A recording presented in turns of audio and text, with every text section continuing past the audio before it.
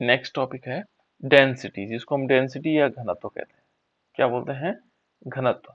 तो घनत्व आप समझते हैं कि घनत्व क्या होता है? घनत्व को जानते हैं बेटा आप लोग? ठीक है ना। डेंस होना। देखो घनत्व का मतलब पहले हम समझ लेते हैं कि मान लीजिए यहाँ पर ये परमाणु है, ये देखिए ये परमाणु दूर दूर है, तो ये क्या है, ये घनत्व कम हो जाएगा। ये परमाणु थोड़ा नजदीक है, नजदीक आ जाता है, देखो तो ये डेंस हो गया, घनत्व हो गया ज्यादा, है ना। तो ये घनत्व से समझने के लिए हमारे पास ये हो जाएगा कि परमाणुओं की संख्या यदि परमाणु हमारे पास 5 है और वो दूर दूर है तो कम घनत्व होगा उसका। लेकिन यदि क्या होगा, परमाणु नजदीक नजदीक आ जाए वही परमाणु, तो क्या हो जाएगा, डेंस हो जाएगा, है ना। तो पहले इसको समझते हैं कि इस जो हमारे पास तीसरी सीरीज है, चौथा आवर्त, तीसरा आवर्त है, चौथा आवर्त है बेटे, सॉरी, ये कौन सा आवर्त है?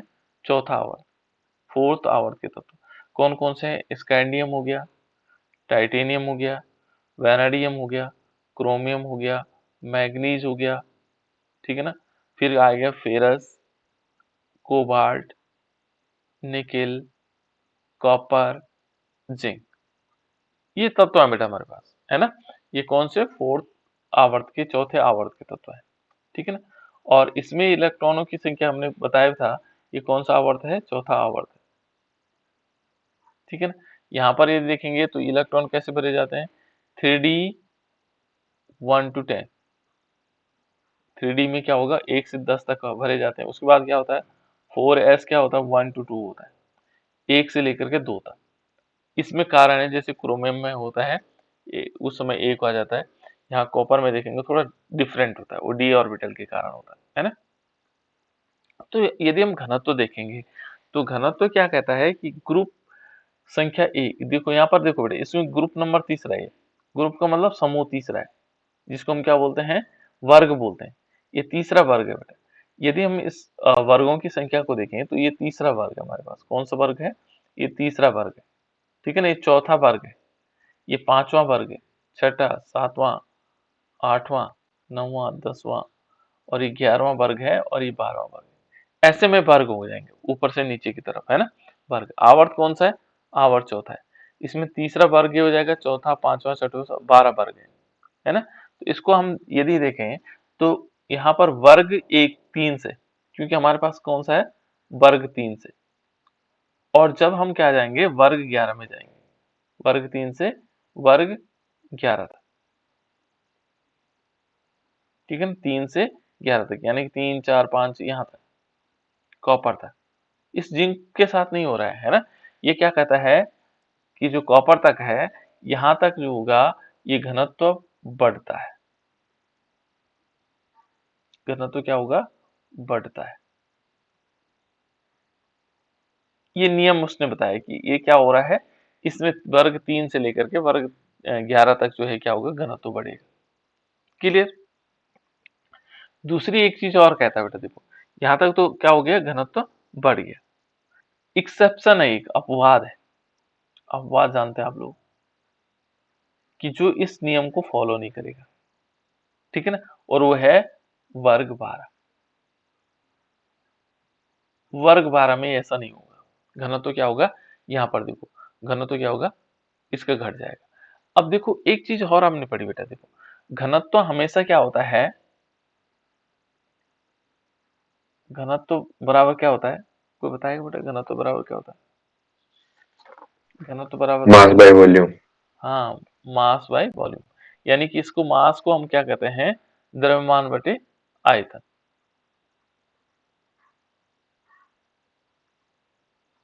ये चीज है, देखो द्रव्यमान बटे आयतन।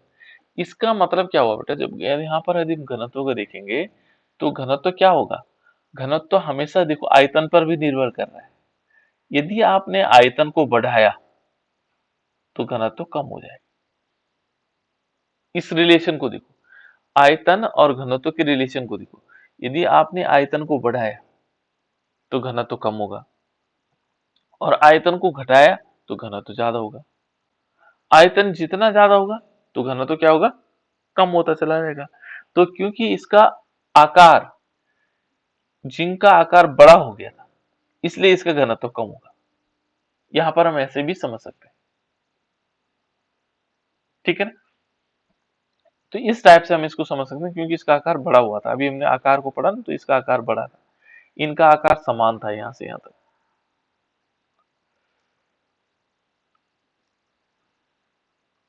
इनका आकार यहाँ तक घटते आया, क्रोमियम तक, ठीक है ना, मैग्नीज तक। तो यहाँ इस प्रकार से हम इसको समझ सकते हैं कि जिनका आकार घट रहा होगा तो इनका आयतन बढ़ रहा होगा, है ना। यहाँ पर फिर समान हुआ तो आयतन में ज्यादा, जब आयतन समान हो गया तो उससे क्या हुआ, घनत्व में ज्यादा फर्क नहीं हुआ।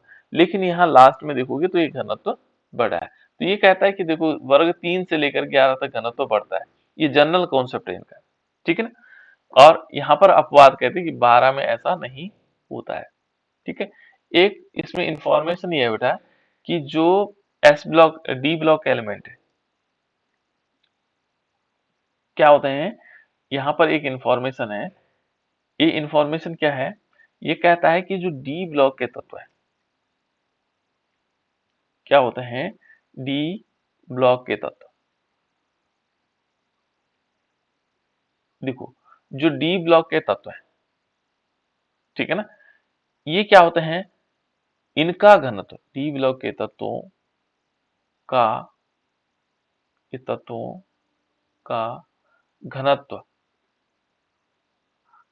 ठीक है ना, डी ब्लॉक के तत्वों का घनत्व जो एस ब्लॉक के तत्वों, एस ब्लॉक के तत्वों, जो एस ब्लॉक के तत्व हैं, तत्वों की तुलना में अधिक होता है, की तुलना में अधिक होता है।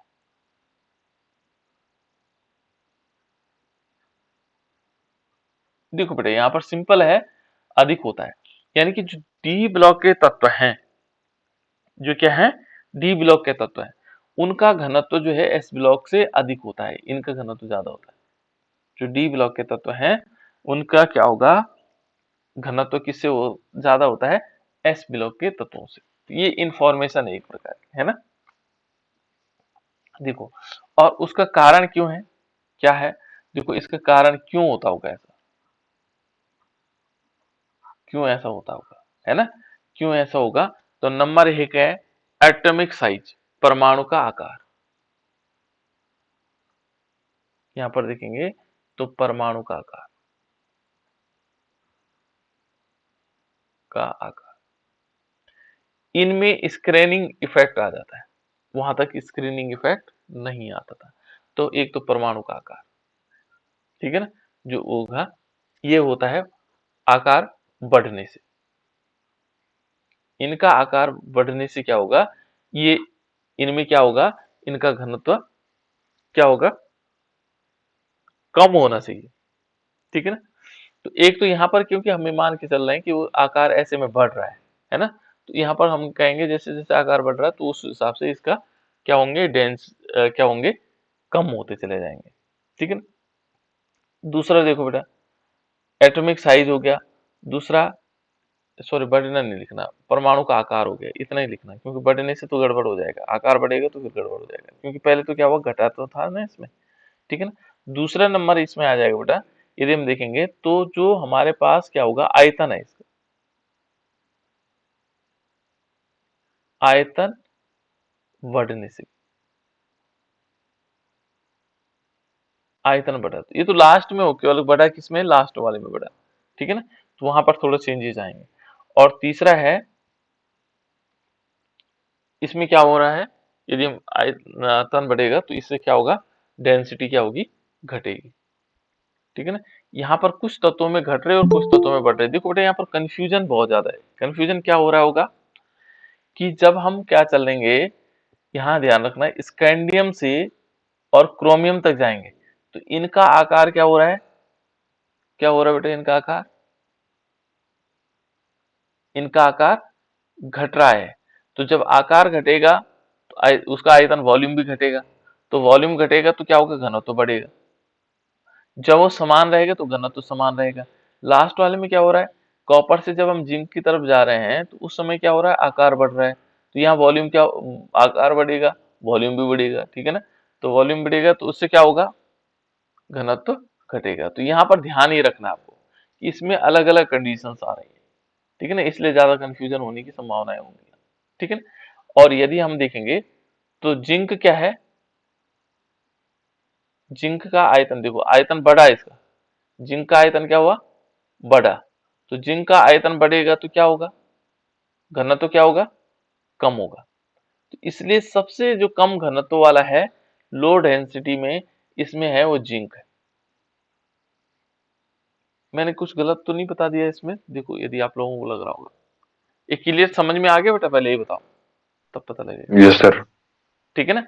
यहाँ हमें एक चीज को ध्यान रखना है, क्या ध्यान रखना है कि आयतन बढ़ेगा इसमें, यदि आयतन क्या हो रहा है, बढ़ रहा है, तो घनत्व घटेगा, घनत्व क्या होगा, कम होगा। तो यहाँ देखो जिंक का आकार क्या हुआ, बढ़ा, तो इसलिए इसका घनत्व सबसे कम है, मैंने लिखा हुआ है सबसे कम घनत्व होगा इसमें, क्या होगा इसका, सबसे कम घनत्व होगा, ठीक है ना। अब यदि हम इस घनत्व को देखें तो यहाँ पर यदि इस टाइप से देखते हैं, इसी ग्रुप में देखते हैं, 12 वाले समूह में देखते हैं। 12 समूह में जो तत्व है हमारे पास, ग्रुप जो हमारे पास वर्ग 12 है, वर्ग 12 में कौन कौन से तत्व हैं, वर्ग 12 में है एक जिंक है, दूसरा कैडमियम है, और तीसरा हमारे पास Hg है। तो आप लोगों ने ये देखा होगा कि ये देखो ये दोनों जो हैं कैसे होते हैं, मुलायम धातु होती है, जिंक और मुलायम धातु। हमने देखा है जिंक के जो हमारे लैब में भी देखा उसको, जिंक को तो देखा हमने, बिल्कुल एकदम लचीला होता है ना, मुलायम धातु है। और इसको देखेंगे Hg को भी हमने सुना है, यदि हमने लैब में अभी तक नहीं दिखाया आपको, लेकिन कैसे होता है, किस अवस्था में होता है, मैंने उस थर्मामीटर में तो दिखाया था आपको, कैसे अवस्था में होता है, लिक्विड में। बिल्कुल लिक्विड में होता है। यदि यहाँ देखोगे द्रव में होता है, तो यहाँ पर क्या होगा, यदि हम देखेंगे तो जिंक और जो कैडमियम है, इनका जो डेंसिटी होगी वो कम होगी, इनका जो घनत्व क्या होगा, कम होगा। तो आपको पता है इनका घनत्व कम होगा, लेकिन द्रव का घनत्व तो आपने सुना भी है और देखा भी है, जैसे द्रव ठोस से द्रव में आ जाएगा तो उसका घनत्व और कम हो जाएगा, और द्रव से जब वाष्प में चले जाता तो घनत्व और घटेगा।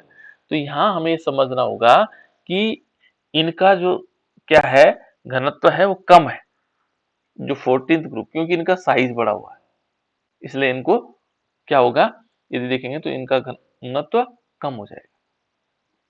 तो इसमें हमें ये ध्यान रखना होगा, एक नियम बनाते हैं इसके लिए, भले पूरी जगह फॉलो नहीं होता क्योंकि यहाँ पर अलग अलग वेरिएबल्स हैं, अलग अलग ढंग से आ रहे हैं, ठीक है ना, अलग अलग चीजों से वो लेके चल रहा है। तो यदि हम इसको थोड़ा सा ग्रुप ये देखेंगे तो ग्रुप में यदि हम क्या कर रहे हैं, ग्रुप में नीचे की ओर जाने पर, देखो जब हम नीचे की ओर जा रहे हैं, नीचे की ओर जाने पर, जब हम नीचे की ओर आ रहे होंगे, कहां से, देखो जिंक कैडमियम और Hg है ना, आने पर घनत्व क्या होता है, घटता है,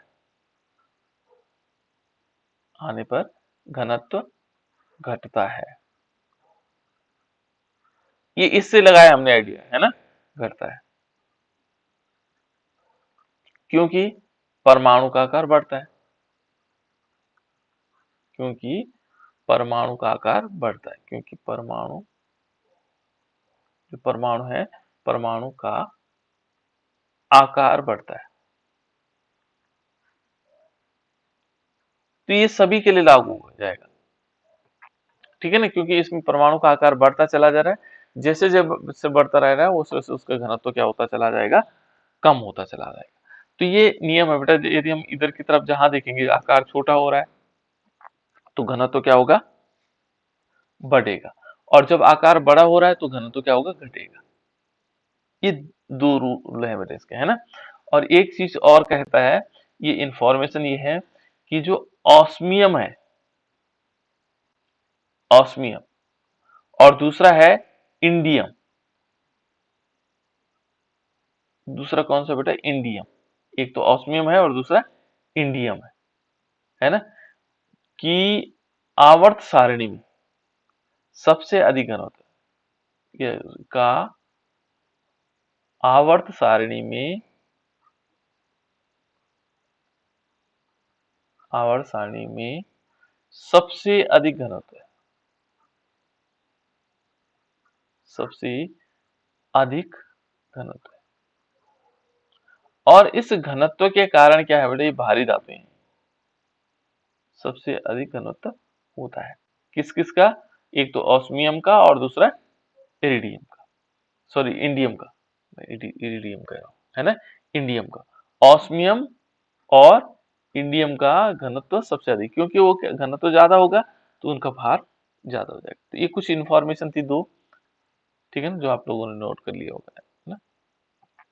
इसके बाद आगे चलते हैं बेटा, देखो ये है। अब उसके बाद चलते हैं अभी हम केवल जो पढ़ रहे हैं वो 4D सीरीज पढ़ रहे हैं। 4D सीरीज भी क्या कहें उसको, चौथा आवर्त पढ़ रहे हैं।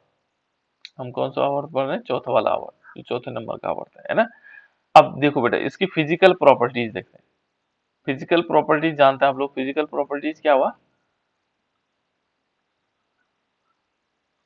फिजिकल प्रॉपर्टीज जिसको हम बोलते हैं भौतिक गुण। क्या बोलते हैं उसको बेटा, भौतिक गुण। तो भौतिक गुण पढ़ते हैं, भौतिक गुण क्या क्या हो सकते हैं, ठीक है ना, इनके फिजिकल प्रॉपर्टीज में क्या होता है। देखो यदि हम इसमें देखेंगे तो ये सारे के सारे क्या है, यदि आप लोगों ने देखा होगा जो हमने चौथा आवर्त पढ़ा, चौथे आवर्त में जो डी ब्लॉक एलिमेंट्स हैं, डी ब्लॉक एलिमेंट में सारे के सारे क्या है, धातु है। क्या है बेटा, ये धातु है, ठीक है ना। और धातुओं का जो हमारे पास गुण होता है, वो क्या हमने हाई स्कूल में पढ़ा, धातु किसे कहते हैं। इनके यदि गुण देखेंगे, धातु गुण, तो क्या होता है धातुओं के गुण, को बताएगा। सर आघात वर्धनीय और तन्य होती है। बिल्कुल, एक तो तन्यता का गुण पाया जाता है, तन्यता। दूसरा होता है इसमें आघात वर्धनीय होता है, आघात वर्धनीय। तीसरा, ये चमकदार होती है, इनमें चमक होती है। ये देखोगे इनमें एक गुण सोनोरस भी, ध्वनिक गुण भी सुना होगा, सोनोरस। दो चार गुण है ना। देखो बेटा, इसको हम अंग्रेजी में बोलते हैं डक्टाइल। क्या बोलते हैं, डक्टाइल होना। तन्यता का गुण आप जानते हैं, इससे लंबी पतली तार बनाई जा सकती है ना, पतली लंबी तार बनाना है तन्यता गुण, डक्टाइल नीचे, ठीक है ना। इसको बोलते हैं बेटा, आघात वर्धी को बोलते हैं मैलेबल, मैलेबल क्या बोलते हैं, मैलेबल, मैलेबल, मैलेबल, ठीक है ना। आघात वर्धी, चोट मारोगे इस पर तो ये पतली चादर के रूप में बना सकते हैं, चादर बनाया जा सकती है।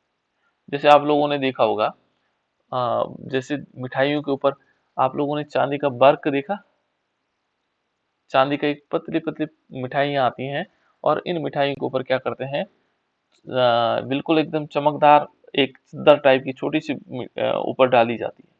लेकिन ध्यान रखना बेटा, उसमें क्या करते हैं वो, थोड़ा दिक्कत ये है कि चांदी केमिस्ट्री का फायदा भी है और दुरुपयोग भी होता है। यदि चांदी का वो डाल रखा उन्होंने, पतली सी परत होती है, यदि चांदी का डाल रखा तो फायदेमंद होगा, है ना। लेकिन क्या किया जाता है, अब एल्युमिनियम की बन रही हो, और एल्युमिनियम हमारे शरीर के लिए बहुत ज्यादा नुकसानदायक होता है ना। तो इसलिए आप लोग जो मिठाइयाँ लो तो उसके ऊपर यदि चांदी का वो लगा रखा हो तब तो ठीक है, पर आपको पता कैसे लगेगा, और यदि एल्युमिनियम लगा रखा हो तो गड़बड़ हो जाएगा, है ना। एल्युमिनियम सबसे ज्यादा खतरनाक हमारे शरीर के लिए होता है, तो उस चांदी वाले बकर को लो ही मत। जो चांदी वाली होगी वो तो बहुत महंगी होगी मिठाई, है ना। तो उसमें क्या किया जाता है, जैसे बर्फी के ऊपर चांदी चांदी लगा दिया जाता है ना। तो वो क्या होता है, उसको बोलते हैं बेटा, उसमें पतली चादर बनती है ना, किसकी, एजी की, उसे कहा जाता है आघात वर्धनीय, इस टाइप का।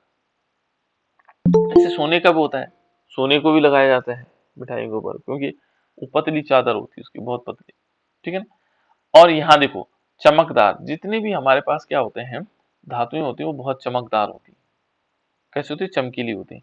कुछ टाइम बाद उनका कलर चेंज हो जाता है, ठीक है ना। और सोनोरस देखा होगा आप लोगों ने, सोनोरस का गुण जैसे हमारे स्कूल में घंटी है ना, बजाने वाली घंटी, तो उसमें जैसे हम हथौड़े से मारते हैं तो टन की आवाज करते हैं, तो ये सोनोरस गुण जब एक धातु को दूसरी धातु पर मारते हैं तो उससे क्या होती है, एक आवाज उत्पन्न होती है।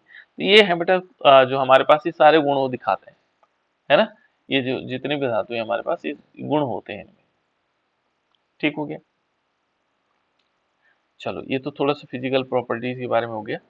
एक और है बेटा इसमें, नेक्स्ट है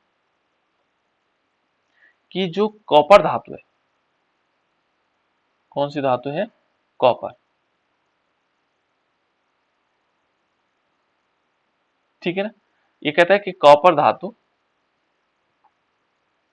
धातु की अभिक्रिया है ना, कॉपर धातु व उसके साल्ट की अभिक्रिया, उसके लवण की अभिक्रिया, उसके लवण की अभिक्रिया, उसका साल्ट है ना, उसकी अभिक्रिया क्या होगी। तो यहाँ पर यदि देखेंगे कॉपर धातु और उसके लवण की अभिक्रिया, तो यहाँ पर यदि हम देखेंगे उसके लवण की अभिक्रिया किस प्रकार से हो सकती है, तो कॉपर को देखते हैं। तो कॉपर कॉपर का प्रतीक क्या होता होगा, किससे लिखते होंगे हम कॉपर को, दिव्यांशु बता बेटा, कॉपर को हम किससे लिखते हैं, कॉपर को हम किससे दिखाते हैं बेटा,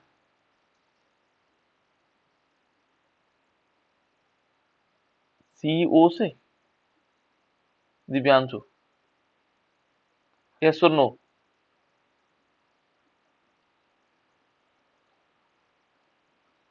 कॉपर को किससे दिखाते हैं बेटा, इससे, चल बता बेटा। सीयू। CO या सी, और बोलो बेटा, एक बार रिपीट करके बोलो, साफ नहीं आएगा। सीयू। CU से, गुड। ठीक है ना। ये क्या है बेटा, ये कोबाल्ट है, ये ध्यान रखना आपको। मैं ऐसे ही बता रहा था, मैंने कहा देखते हैं क्या, है ना। सी, देखो यहाँ पर कोबाल्ट और कार्बन मोनोऑक्साइड पहचान नहीं आता। देखो कोबाल्ट में क्या होता है, सी बड़ा होता है और ओ छोटा होता है, और यदि मैं सी और ओ दोनों बराबर लिख लूं तो ये कार्बन मोनोऑक्साइड हो जाता है। ध्यान रखना, ये बहुत इंपॉर्टेंट है। ये सी और ओ दोनों बराबर हो जाए तो कार्बन मोनोऑक्साइड, और सी बड़ा और ओ छोटा है तो ये कोबाल्ट हो जाएगा। ठीक है ना। और सी और यू क्या हो जाएगा, ये कॉपर हो जाएगा। ठीक है ना। तो चलो कॉपर से देख लेते हैं। तो कॉपर, जिसको हम कॉपर लिया, और इसका हम क्या करते हैं बेटा, ऑक्सीजन के साथ अभिक्रिया करवाते हैं। ठीक है ना, किसके साथ अभिक्रिया करवाते हैं, ऑक्सीजन के साथ। तो जब हम ये इसके ऑक्सीजन के साथ करवाते हैं तो ये बना देता है CuO। ये क्या होगा, क्यूप्रिक ऑक्साइड की क्यूप्रस ऑक्साइड, ये होगा बेटा क्यूप्रिक ऑक्साइड। जो दो वाला होगा एक होगा, और जो एक वाला होगा वो अस वाला होगा। ठीक है ना। तो ये क्या बना देगा, क्यूप्रिक ऑक्साइड। ठीक है ना। और इसका कलर कैसे होता है बेटा, ये काले रंग का होता है। यहाँ ध्यान रखना, जो डी ब्लॉक एलिमेंट होते हैं उनके सबके कलर अलग अलग होते हैं। ठीक है ना, वो कलर से पहचाने जाते हैं। तो एक दिन कोशिश करेंगे हम सारे कलर्स को जानने के लिए, इनके डी ब्लॉक एलिमेंट्स के, है ना, उनको देखेंगे तो हम वो अलग अलग कलर के होते हैं। तो ये ब्लैक कलर का हो जाता है। और फिर इस पर जब हम क्या करवाएंगे, पानी की अभिक्रिया करवाते हैं। देखो बेटा यहाँ पर जल की अभिक्रिया करवाते हैं, तो ये क्या होगा, ये बनाएगा आगे CuOH की होल ट्वाइस। ठीक है ना। ये कॉपर हाइड्रोक्साइड बन गया। और मालूम इसका कलर कैसा होता है, ये नीले रंग का होता है। तो कितने मजेदार होगा, पहले हमने रिएक्शन करवाई तो ये काला हो गया, फिर उसके बाद पानी डाला तो नीले रंग का हो गया। ठीक है ना। और नीले में यदि हमने इस पर फिर क्या करवाया, कार्बन डाइऑक्साइड की अभिक्रिया करवाई, CO2। जब कार्बन डाइऑक्साइड की अभिक्रिया करवाएंगे तो कार्बन डाइऑक्साइड के बाद ये कन्वर्ट हो जाएगा, ये बना देगा CuCO3, और इसका नाम क्या है, इसका नाम है कॉपर कार्बोनेट, है ना। और ये कैसे कलर का हो जाता है, ग्रीन कलर का हो जाता है। देखो अब और बढ़िया हो गया। देखो ये क्या हो गया, हरे रंग का हो गया। कैसे रंग का हो गया, हरे रंग का। ठीक है ना। अब यदि इसमें हम फिर थोड़ी सी आगे आगे चलते हैं बेटा, देखो हमने ये बनाया, इसके बाद हम क्या करते हैं, इसमें प्लस इसके साथ क्या करते हैं, यहाँ पर लेते हैं कार्बोनिक अम्ल। कार्बोनिक अम्ल का फॉर्मूला पता है आप लोगों को, H2CO3। ये है बेटा कार्बोनिक अम्ल। H2CO3 को हम क्या बोलते हैं, कार्बोनिक अम्ल। जब हम कार्बनिक अम्ल की अभिक्रिया करवाएंगे तो इसका कलर भी चेंज हो जाता है, ठीक है ना। और इसको बोलते हैं मैलाकाइट ग्रीन। कौन सा कलर बनता है इसमें? Malachite green. और यहाँ जो तत्व बनेंगे वो बनेगा CO3 डॉट और CuOH की होल ट्वाइस, ये बन जाएगा। और ये है बेसिक कॉपर कार्बोनेट। इसको क्या बोलेंगे बेटा? ये होगा कॉपर बेसिक कॉपर कार्बोनेट,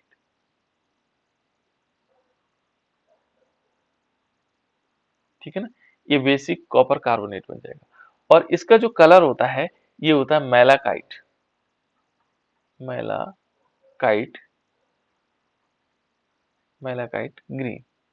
देख लेना बेटा मैलाकाइट ग्रीन क्या हुआ, है ना। ये मैलाकाइट ग्रीन हो जाता है। इस प्रकार से क्या बन जाएगा? ये हमारे पास ये लास्ट तो इसका बन जाएगा। तो इस प्रकार से क्या करता है ये कॉपर धातु किस टाइप से अभिक्रियाएं करती है, और अलग अलग कलर आ रहे हैं,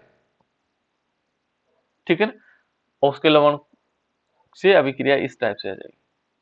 ये तो था कॉपर धातु के लिए। दूसरा इसमें जिंक को भी लेते हैं। जिंक धातु है और उसके लवणों की अभिक्रिया। दूसरा हम इसी इसी के परिप्रेक्ष्य में ले लेते हैं। एक तो हमारे पास क्या है? जिंक धातु है। क्या होगा? जिंक धातु। हमने क्या लिया? जिंक धातु एवं उसके लवण, ठीक है ना, उसके लवण से अभिक्रिया। अब इसी प्रकार से हम क्या करेंगे? सेम अभिक्रिया इससे भी करवाएंगे। किससे? जिंक से। तो देखो बेटा जिंक से किस प्रकार से होगा? जैसे मान लीजिए हमने क्या किया कि जिंक लिया Zn और इस पर हमने ऑक्सीजन की अभिक्रिया करवाई, तो ये मालूम क्या बना देता है? ZnO बना देता है, जिंक ऑक्साइड। और इसका जो कलर होता है बेटा ये व्हाइट होता है। कैसे होता है? White colour. इसमें दो चीजें हैं, है ना। यहाँ पर क्या होगा? दो दो कंडीशंस होंगी। जैसे मान लीजिए हमने इसको इसको गर्म करते हैं, वैसे तो इसका कलर कैसा है? व्हाइट है। मान लीजिए इसको गर्म करेंगे तो गर्म के लिए चलो दूसरा कलर ले लेते हैं इसमें, है ना। मान लीजिए हमने इसको गरम गरम किया, देखो मैंने कलर अलग चेंज कर दिया, ये गरम किया। तो गरम करने में देखो जब हम इसको गरम कर रहे हैं, देखो ये मैंने अलग कलर कर दिया, गरम करने वाला ये कंडीशन है। तो इसका कलर पता कैसे हो जाता है? ये येलो रंग का हो जाता है, पीले रंग का हो जाता है। इसका कलर कैसे हो जाता है? पीले रंग का हो जाता है। जैसे हम इसको जिंक ऑक्साइड को गर्म करेंगे तो हम कर सकते हैं, है ना। यदि हमारे पास जिंक ऑक्साइड होगा लैब में तो हम उसको गर्म करेंगे तो पीले रंग का होगा गर्म करने में। और जब हम इसे ठंडा करेंगे, देखो हमने ठंडे के लिए अलग कलर ले लेते हैं, तो ठंडे के लिए हमने ये ले रखा है, चलो मान लो हमने इसको ठंडा किया तो ये पुनः क्या हो जाएगा? व्हाइट कलर हो जाएगा, सफेद रंग हो जाएगा। क्यों? इसका कैसा रंग है? सफेद रंग। देखो इसको गर्म करेंगे तो पीले रंग का हो जाएगा, फिर ठंडा करेंगे तो सफेद रंग का हो जाएगा। तो ये विशेषता है बेटा इसकी, है ना। और फिर इस पर हम क्या करवाएंगे? देखो इस पर हम H2O की अभिक्रिया करवाते हैं। तो H2O की अभिक्रिया करवाएंगे तो क्या बनेगा? जिंक हाइड्रोक्साइड ZnOH की फोर ट्वाइस। इसको क्या बोलते हैं? Zinc hydroxide. फिर इस पर हम क्या करवाएंगे? फिर जैसे हमने पहले वाले में करवाया था कार्बन डाइऑक्साइड की अभिक्रिया करवाते हैं, तो ये बना देता है जिंक कार्बोनेट। फिर इस पर अगेन रिएक्शन करवाएंगे कार्बनिक अम्ल H2CO3। और इसके बाद क्या बना देता है? जैसे यहाँ पर देखोगे तो ये कलर कैसा आ जाता है? ये डल ग्रीन आ जाता है, ZnCO3 बन जाता है और प्लस ZnOH की होल ट्वाइस। इस प्रकार से बन जाता है। और ये कैसा होता है? डल ग्रीन, थोड़ा धुंधला ग्रीन होता है, डल ग्रीन बोलते हैं इसको, थोड़ा डल कलर आ जाता है ना। ये कंपाउंड हमारे पास बन जाता है, ठीक है ना। ये वाला कंपाउंड हमारे पास बन जाता है, ठीक है ना। और जो जिंक हाइड्रोक्साइड का है, ठीक है ना, वो जिलेटिन देखा, जेल तो देखा होगा आप लोगों ने, जेल देखा, जो जेल भी आता खाने के लिए, जेल आता है, टोमेटो जेल वगैरह बहुत सारी जेल आता है ना। जो जेल होते हैं ये जेल की तरह होता है बेटा, ये जो जिंक हाइड्रोक्साइड है ना। और इसको इसके लिए क्या कहा जाता है?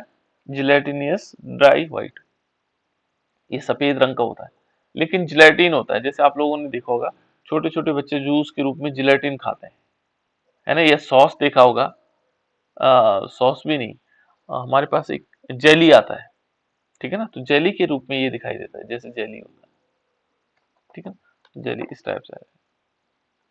क्लियर? इतनी बात समझ में आ गई बेटा? इतनी चीज यस सर। समझ में? हाँ, अब थोड़े से और आगे चलते हैं इसमें, है ना। यहाँ एक टॉपिक है आयनन ऊर्जा। फिर आगे बेटा आयनन ऊर्जा। तो आयनन ऊर्जा क्या होता है? देखो प्रत्येक जगह आएगी आयनन ऊर्जा, ये बहुत सारे टॉपिक आकार, परमाणु का आकार, है ना, बहुत सारी जगहों पर ये आएगा। तो चलो नेक्स्ट पढ़ते हैं हम आयनन ऊर्जा। आयनन ऊर्जा ये किसके परिप्रेक्ष्य में आयनन ऊर्जा, जिसको हम बोलते हैं आयनाइजेशन एनर्जी, क्या बोलते हैं? Ionisation energy. क्या होता होगा बेटा ये आयनाइजेशन एनर्जी? देखो जो आयनन ऊर्जा है उसको हमने सरलतम तरीके से समझा हुआ है कि माना कोई गैसीय परमाणु है, ठीक है ना, मान लीजिए कोई गैसीय परमाणु है और उसमें से एक इलेक्ट्रॉन निकाल, मान लीजिए ए गैसीय परमाणु है ना, और एक गैस परमाणु है, गैसीय परमाणु है, विलगित है, अलग है ना। इससे जब हम क्या करते हैं, एक इलेक्ट्रॉन निकालते हैं, ठीक है ना, ये मान लीजिए हमने पॉजिटिव गैस फॉर्म में ना, ए पॉजिटिव हो जाएगा, इलेक्ट्रॉन निकलेगा तो पॉजिटिव हो जाएगा, और इसमें से जब एक इलेक्ट्रॉन निकलेगा, ठीक है ना, तो वो क्या कहलाएगा, वो उसकी जितनी ऊर्जा हम इस एक इलेक्ट्रॉन को निकालने के लिए देंगे वो कहलाएगी आयनाइजेशन एनर्जी। क्या कहलाएगी उसकी? आयनन ऊर्जा कहलाएगी। क्या कहलाएगी बेटा उसकी? आयनन ऊर्जा।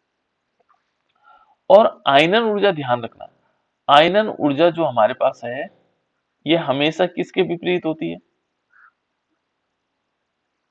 ये हमेशा आकार के व्युत्क्रमानुपाती होती है। आकार बढ़ेगा, आयनन ऊर्जा कम होगी। व्युत्क्रमानुपाती का मतलब ये होता है बेटा, यदि ये चीज बढ़ती है तो ये घटती है। समानुपाती का मतलब ये बढ़ेगा तो ये भी बढ़ेगा, ठीक है ना, समानुपाती। और व्युत्क्रमानुपाती का मतलब ये होता है कि ये बढ़ेगा तो ये घटेगा तो ये फिर बढ़ेगा, अपोजिट होता है। लेकिन समानुपाती का मतलब ये होता है कि जैसे यहाँ पर कोई चीज बढ़ेगी तो ये भी बढ़ेगी, ठीक है ना। तो यहाँ पर देखो ये आकार के व्युत्क्रमानुपाती होता है आयनन ऊर्जा। आकार बढ़ेगा तो आयनन ऊर्जा कम हो जाएगी, ठीक है ना। तो यहाँ पर हमें पता है कि जब हमने ग्रुप यानी कि वर्ग जो है, जनरल जो चीजें पढ़ी थी, वर्ग 3 से लेकर के और वर्ग कहां तक, 11 तक, हमने क्या कहा था कि यहाँ पर परमाणु क्रमांक बढ़ रहा है तो इनका आकार भी बढ़ रहा है ना, थोड़ी थोड़ी मात्रा में। तो समान का मतलब यहाँ पर समान रूप से हमने लिया, ठीक है ना। तो यहाँ पर क्या होगा, जब आकार बढ़ेगा तो क्या होगा, आयनन ऊर्जा क्या होगी, घटेगी बेटा बढ़ेगी? आकार बढ़ेगी। बढ़े, हाँ तो ये घटेगी। जनरल कॉन्सेप्ट में देखोगे तो आकार बढ़ रहा है तो क्या होगा, आयनन ऊर्जा घटेगी। क्लियर? देखो, और इसमें जो अपवाद के रूप में है, ये तो हमने जनरल कॉन्सेप्ट बताया, बाकी आप सारी चीजें पता है आपको, जैसे स्कैंडियम से और मैग्नीज तक आपको पता है कि ये आकार घट रहा है, तो आकार घटेगा तो आयनन ऊर्जा बढ़ेगी, ठीक है ना। फिर उसके बाद समान है तो आयनन ऊर्जा भी क्या रहेगी, समान रहेगी। फिर लास्ट में बढ़ रही तो क्या होगा, बढ़ेगा, ठीक है ना। तो इस टाइप से हमें समझना, तो वो मेन चीज वो है ना। लेकिन जो जनरल कॉन्सेप्ट है वो अलग चीज है, एक जनरल चीज आती है कि सबके लिए एक जैसा, कि यहाँ पर ऐसा हो रहा है ना। देखो बेटा उसके बाद है, ये कहता है कि जो एक तो जिंक है, एक कैडमियम है, और तीसरा क्या है, Hg। यदि देखेंगे तो जिंक का आकार सबसे बड़ा होता है बेटा, ठीक है ना, इसका आकार क्या हो गया, सबसे बड़ा। तो इसकी आयनन ऊर्जा क्या होनी चाहिए, सबसे कम सर। सबसे कम कम। होनी चाहिए, क्योंकि इसका आकार बड़ा तो इसकी सब आयनन ऊर्जा कम होनी चाहिए, लेकिन यहाँ ऐसा नहीं होता बेटा। आकार बड़ा है तो आयनन ऊर्जा क्या होनी चाहिए थी, कम होनी चाहिए थी, लेकिन ऐसा नहीं होता है। क्यों? उसका कारण है, देखो, जबकि इनका इनकी आयनन ऊर्जा क्या होनी चाहिए थी, कम होनी चाहिए थी, लेकिन इसको हम कहेंगे इनकी आयनन ऊर्जा सबसे अधिक होती है। आयनन ऊर्जा, ये चीजें तो है इसमें, आयनन ऊर्जा सबसे अधिक होती है, सबसे अधिक होती है, और उस होती है। अब आंसर फिर क्वेश्चन आएगा, क्यों क्यों होगी? देखो बेटा, यहाँ पर एक फैक्टर काम नहीं करते। यदि हम देखेंगे तो एक फैक्टर, एक कारक काम नहीं करेंगे, यहाँ कई प्रकार के कारक होते हैं। तो हमने आकार में तो देख लिया कि ठीक है भाई, ये बड़े हो गए तो इनका क्या होगा, आयनन ऊर्जा। लेकिन हम ये भूल गए कि जो जिंक है, Zn है, Zn का परमाणु क्रमांक 30 होता है बेटा, है ना। तो इसमें देखेंगे तो यहाँ पर क्या होता है, जो इसका अंतिम कक्षा होती है, यानी कि 3d10 और 4s2, है ना, इसकी बाह्यतम कक्षा पूर्ण भरी हुई है,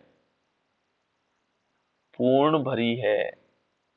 और जिनकी कक्षाएं पूर्ण होती है, उनमें से इलेक्ट्रॉन निकालना कठिन हो जाता है,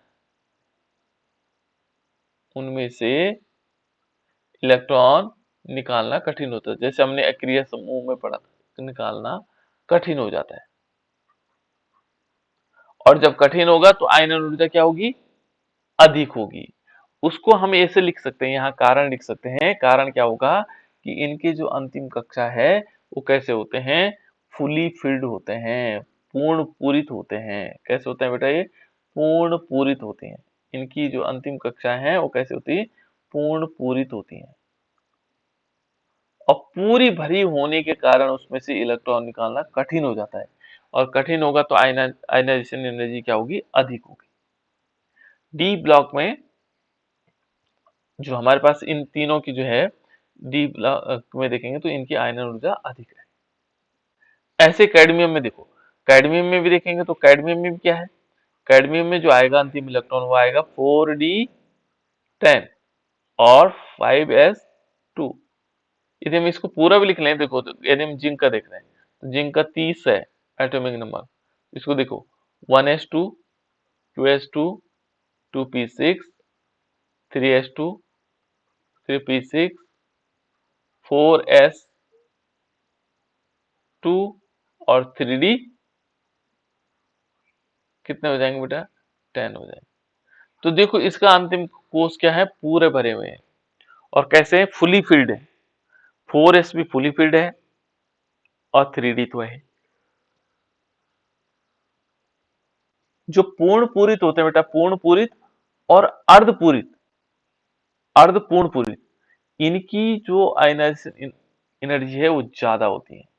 ठीक है ना, ये ध्यान रखना आप, आयनन ऊर्जा क्या होगी, अधिक होगी। ऐसे मैग्नीज की कंडीशन में बात है बेटे बीच में, है ना, उनकी भी आयनन ऊर्जा ज्यादा, मैग्नीज नहीं सॉरी, क्रोमियम, क्रोमियम और मैग्नीज में भी, ठीक है ना, आयनन ऊर्जा ज्यादा होती है। एक देखो, इसलिए मैं थोड़ा एक और क्वेश्चन देखते हैं यहाँ पर, है ना, क्वेश्चन टाइप से समझ लेते हैं उसको, कि देखो ये तो आयनन ऊर्जा प्रथम है, यहाँ पर क्या होगी, आयनन ऊर्जा, आयनन ऊर्जा प्रथम। इसका मतलब क्या होगा, जब हम पहला इलेक्ट्रॉन निकाल रहे होंगे तब आयनन ऊर्जा देख रहे होंगे, आयनन ऊर्जा द्वितीय। जब हम उसमें से पहला इलेक्ट्रॉन निकालने के बाद दूसरा इलेक्ट्रॉन निकाल लेंगे तो आयनन ऊर्जा द्वितीय हो जाएगी। जब तीसरा इलेक्ट्रॉन निकाल लेंगे तो आयनन ऊर्जा थर्ड हो जाएगी। तो आयनाइजेशन एनर्जी फर्स्ट इस टाइप से हो सकता है, आयनन ऊर्जा सेकंड इस टाइप से हो सकता है, ठीक है, थर्ड भी हो सकता है, फोर्थ भी हो सकता है। जब जितने इलेक्ट्रॉन हम निकाल रहे हैं उस समय उसकी आयनन ऊर्जा का क्या प्रभाव होगा। तो ये क्या कहता है, देखो कि जो आयनन ऊर्जा है, पहले देखो हम क्रोमियम, आयनन ऊर्जा किसकी देखते हैं, आयनन ऊर्जा फर्स्ट देखते हैं, किसकी, क्रोमियम की। क्रोमियम की आयनन ऊर्जा, क्रोमियम का परमाणु क्रमांक कितना होता है बेटा, क्रोमियम का परमाणु क्रमांक कितना होता है, बोलो। 24। बिल्कुल 24 होता है, सबको पता भी है बेटा, है ना। ये इंपॉर्टेंट इसलिए मैं पूछ रहा हूँ इसको। कॉपर क्रोमियम का क्या होता है 24। इसका इलेक्ट्रॉनिक कॉन्फ़िगरेशन लिखो 1s2 2s2 2p6 3s2 3p6 4s1 और 3d5 ऐसा होता है। देखो इसमें ये हो गया बेटा 10 और ये कितना हो गया 19 और 5 24। इसमें ऐसा क्यों हुआ, यहाँ 4s1 आया और 3d है। यहाँ पर d के कितने कक्षक होते हैं बेटा, 5 कक्षक होते हैं। कितने कक्षक होते हैं, 5। सबको मालूम है डी के 5 कक्षक होते हैं, 1 2 3 सबको पता है ना बेटा, डी कक्षक 5 होते हैं। 4s देखेंगे तो 4s क्या होगा, ये एक ही कक्षक होता 4s और 3d। होना क्या चाहिए था, यहां पर देखो, क्योंकि पहले जब हम इसमें इलेक्ट्रॉन भर रहे हैं तो यहाँ 2 भरने चाहिए थे, फिर उसके बाद 1 2 3 4 ऐसा होना चाहिए था। लेकिन ये कहता है भाई मेरे पास तो क्या है, हाफ फिल्ड हो रहा है, ये इसको मुझे दे दे एक इलेक्ट्रॉन, क्योंकि ये क्या होगा पूर्ण पूरित हो जाएगा, अर्धपूरित, सॉरी इसको बोलेंगे अर्धपूरित हो जाएगा, और इसके पास एक इलेक्ट्रॉन बचेगा क्योंकि एक ही होगा। तो ये इसलिए मांगता है कि मेरे पास क्या हो रहा है, अर्धपूरित अवस्था आ रही है। और ये क्या होती है बेटा, ज्यादा स्थायी अवस्था होती है। कैसी अवस्था होती है, स्थायी अवस्था। तो ये यदि हम इसका आयनाइजेशन जो एनर्जी है फर्स्ट निकालेंगे तो ये आसानी से एक इलेक्ट्रॉन दे देगा, क्योंकि इसके पास एक इलेक्ट्रॉन है और इसे दे सकता है। तो इसकी जो आयनाइजेशन एनर्जी होगी वो कम होगी। अब जो आयनाइजेशन एनर्जी सेकंड होगी, देखो आयनन ऊर्जा जो सेकंड होगी, देखो यहाँ पर क्रोमियम लेते हैं, है ना। तो यहां से अब इलेक्ट्रॉन निकल चुका है, अब निकलेगा कहां से, इस वाले से। और इसके पास कैसा है, अर्धपूरित अवस्था है, हाफ फिल्ड ऑर्बिटल, इसको बोलते हैं बेटा हाफ फिल्ड। ये कैसा है, अर्धपूरित अवस्था। अब इसमें से यदि देखो, इसमें से एक इलेक्ट्रॉन निकालना कठिन हो जाएगा। क्यों होगा, क्योंकि कैसा है, अर्धपूरित अवस्था। तो जो अर्धपूरित अवस्था होती है बेटा और पूर्ण पूरित अवस्था होती है, उनमें से एक इलेक्ट्रॉन को निकालना बहुत कठिन होता है, ठीक है ना। तो यहां से एक इलेक्ट्रॉन निकालना कठिन होगा, उसे ज्यादा ऊर्जा देनी पड़ेगी। तो इसलिए माना जाता है कि जो दूसरा जो आयनाइजेशन जो क्या होगी, आयनाइजेशन एनर्जी जो सेकंड होगी वो क्या होगी, ज्यादा होगी। अब ये कंपेरिजन करता है, देखो ज्यादा होगी। देखो मान लीजिए हमने कहा आयनाइजेशन एनर्जी E2, देखो E2 हमने कहा, इसमें लिखा हुआ था कि chromium is more than manganese. जो आयनाइजेशन एनर्जी होगी क्रोमियम की वो मैग्नीज से ज्यादा है। तो हमने देखा आयनाइजेशन एनर्जी सेकंड की बात कर रहे हैं। फिर मैग्नीज का देख लेते हैं। मैग्नीज का परमाणु क्रमांक कितना होता है बेटा, 25 होता है। चलो देखो इसमें यहां पर आएगा 1s2 2s2 2p6 3s2 3p6 4s कितने हो जाएंगे, 2 हो जाएंगे, और 3d कितने हो जाएंगे, 5। यही तो होगा। अब देखो यहाँ 5 हो गए, अब वो इलेक्ट्रॉन नहीं भर रहा है, वो यहाँ दे, अब इसको दे रहा है, फिर आगे भरेगा। ये कहता है कि आयनाइजेशन जो एनर्जी है वो सेकंड E2, यानी कि जब क्या होगा, दूसरा इलेक्ट्रॉन निकालना होगा, तो पहला और दूसरा इसी में से, देखो इसमें से दोनों निकालेंगे। तो देखो ये क्या कहता है कि जो आयनाइजेशन एनर्जी क्रोमियम की ज्यादा होती है मैग्नीज से। कब, जब वो दूसरी वाली कंडीशन में। तो पहले वाले में क्या होगा, पहले वाले में तो आयनाइजेशन एनर्जी किसकी ज्यादा होगी, मैग्नीज की। जब पहला इलेक्ट्रॉन निकलेगा, ध्यान रखना बेटा, यहाँ ध्यान रखो, जब पहला इलेक्ट्रॉन निकलेगा IE1, तो उस समय मैग्नीज की आयनाइजेशन एनर्जी ज्यादा होगी क्रोमियम से। समझ में आया, जब पहला इलेक्ट्रॉन निकल रहा होगा, फर्स्ट आयनाइजेशन एनर्जी फर्स्ट निकल रही होगी, तो उस दशा में मैग्नीज की क्या होगी, आयनाइजेशन एनर्जी ज्यादा होगी क्रोमियम की तुलना में, क्योंकि आसानी से एक इलेक्ट्रॉन निकल सकता है बेटा। जब दूसरी अवस्था आ रही होगी E2, देखो इसमें से पहला इलेक्ट्रॉन निकला, इसमें से ये निकला, अब इसके पास क्या हो गया, 4s1 हो गया, 3d 5 हो गए। ये E1 में जब E1 किया हमने तो क्या आया, ये आया। जब हम क्या करेंगे E2 करेंगे, देखो आयनाइजेशन एनर्जी सेकंड करेंगे, तो ऐसी दशा में इसमें से एक इलेक्ट्रॉन आसानी से निकल जाएगा। अब तो एक ही इलेक्ट्रॉन है, तो ये आसानी से निकल जाएगा, तो इसकी ऊर्जा क्या होगी, कम होगी। तो इस दूसरे जब आयनाइजेशन एनर्जी सेकंड होगा तो उस समय क्रोमियम की क्या होगी, आयनाइजेशन एनर्जी ज्यादा होगी, is greater then manganese. Clear हुआ बेटा या नहीं हुआ? यस नो बताओ मुझे। Yes sir. और बच्चे बताओ बेटा, यस सर। कंफ्यूजन तो नहीं हुआ कि जब हम पहला इलेक्ट्रॉन निकाल रहे होंगे तो तब क्या होगा? देखो यहाँ पर फिर बता दे रहा हूँ एक बार, कुछ बच्चों को समझ में नहीं आ रहा होगा, देख लो फिर भी, है ना। देखो एक क्रोमियम है बेटा, क्रोमियम में दो कंडीशन है ना, एक आ रहा है 4s1 और 3d5, दूसरा आएगा, ये तो जब हम इसमें से इलेक्ट्रॉन निकालेंगे ना, दूसरी कंडीशन आएगी 4s0 और 3d5। जब इसमें से पहला इलेक्ट्रॉन निकलेगा तो आसानी से निकलेगा, इसकी ऊर्जा कम लगेगी, यहाँ इसमें क्या होगी, ज्यादा ऊर्जा लगेगी, ठीक है ना। मैग्नीज की कंडीशन में देखो Mn कि Mn में क्या होगा, पहला जो है देखो 4s1 2 होगा और 3d5 होगा। इस देखो ये पूर्ण पूरित है, ये भरा हुआ है, ये भरा हुआ है, इससे एक इलेक्ट्रॉन निकालना कठिन, इसमें क्या लगेगी, कठिन है तो ज्यादा ऊर्जा लगेगी।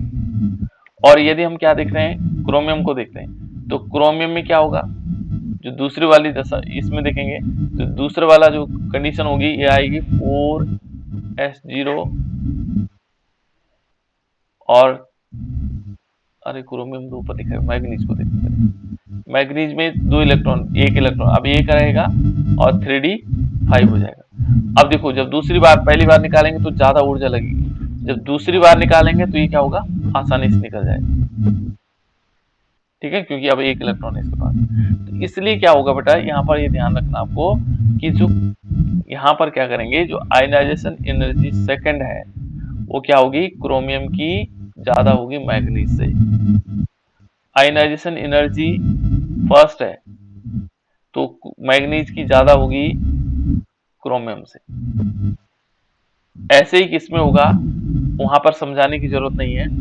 देखो आयनाइजेशन एनर्जी फर्स्ट है ना, तो यहाँ पर क्या होगा, आयनाइजेशन एनर्जी फर्स्ट होगी, जिंक इज ग्रेटर देन क्या होगा, कॉपर। जब आयनाइजेशन सेकंड होगा तो copper is more in ionisation energy than zinc. ये चार याद रखना आपको, ठीक है ना। तो ये आयनाइजेशन एनर्जी, चलो बाकी मैं कल बताऊंगा बेटा आप लोगों को।